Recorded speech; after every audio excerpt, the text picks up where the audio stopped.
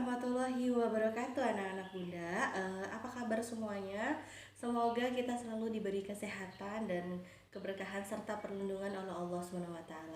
Nah, untuk anak-anak bunda, hari ini kita akan mempelajari materi tentang penegakan dan perlindungan hukum di Indonesia, yaitu pelajaran PPKN kelas 12.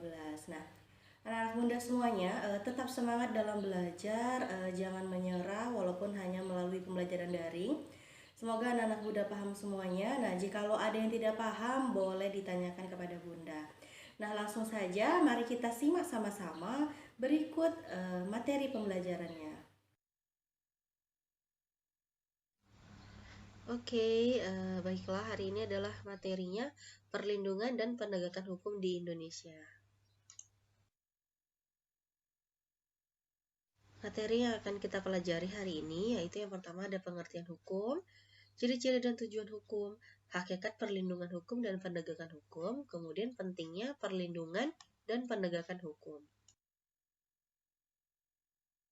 Nah, untuk pengertian hukum, menurut Immanuel Kant, hukum adalah keseluruhan syarat yang dengan ini kehendak bebas dari orang yang satu dapat menyesuaikan diri dari kehendak bebas dari orang yang lain, menuruti peraturan hukum tentang kemerdekaan.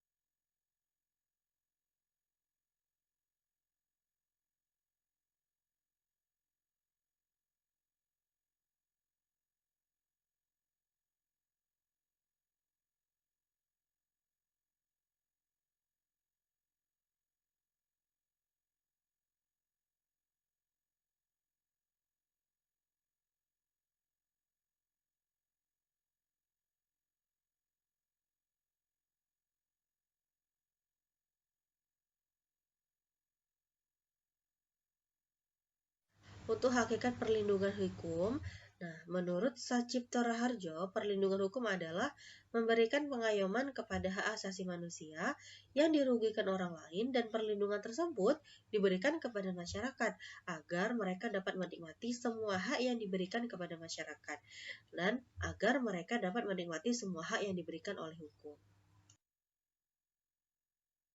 Hakikat penegakan hukum. Nah, menurut Jimli Asidiki adalah proses yang dilakukan upaya untuk tegaknya atau berfungsinya norma-norma hukum secara nyata sebagai pedoman perilaku dalam lalu lintas atau hubungan-hubungan hukum dalam kehidupan bermasyarakat dan bernegara. Terakhir, yaitu pentingnya perlindungan dan penegakan hukum. Kondisi yang terjadi apabila perlindungan dan penegakan hukum dapat dilaksanakan dengan baik antara lain terciptanya supremasi hukum, kemudian tegaknya keadilan dalam masyarakat. Nah, kemudian yang ketiga yaitu menjamin masyarakat yang tertib. Nah, apa sih supremasi hukum itu? Nah, supremasi hukum adalah hukum yang mempunyai kekuasaan mutlak dalam mengatur kehidupan berbangsa dan bernegara. Nah, kemudian kalau menjamin masyarakat yang tertib. Nah, dengan demikian, hukum menjamin terdapatnya sebuah kepastian setiap anggota masyarakat tidak diperbolehkan menjatuhkan hukuman atau menghakimi atas perkaranya sendiri, melainkan harus diselesaikan dalam proses hukum. Kemudian, tegaknya keadilan dalam masyarakat. Nah, Profesor Subekti menambahkan bahwa keadilan tersebut digambarkan sebagai sebuah kondisi keseimbangan yang membawa ketentraman dalam hati setiap orang yang apabila terusik atau dilanggar dapat menimbulkan goncangan dan kegelisahan. Keadilan dalam kehidupan bernegara dapat dipahami sebagai sebuah kondisi yang di dalamnya setiap warga negara dapat menikmati haknya dan menjalankan kewajibannya sebagai warga negara dalam porsi yang sesuai.